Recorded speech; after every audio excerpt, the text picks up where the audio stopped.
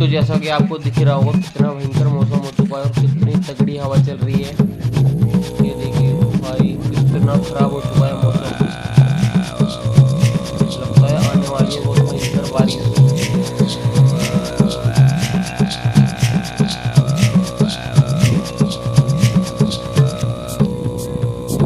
हाथ जोड़ के बोली गवर जा, हाथ जोड़ के बोली गवर जा, तीनों लोग बसाए बस्ती में, तीनों लोग बसाए बस्ती में, आप बसे वीराने में जी आप।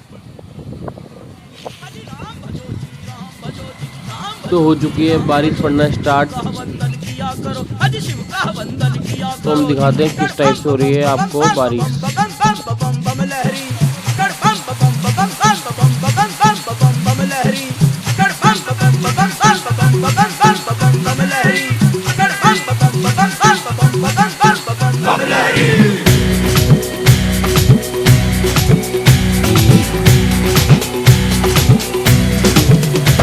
मेरी एक सुनो अंतर्यामी। भाई बारिश रुकने के बाद देखा तो हमने देखा पूरी रोड पे पानी पानी हो चुका था। देखिए आप किस तरह से पानी हो रहा है पूरी रोड पर।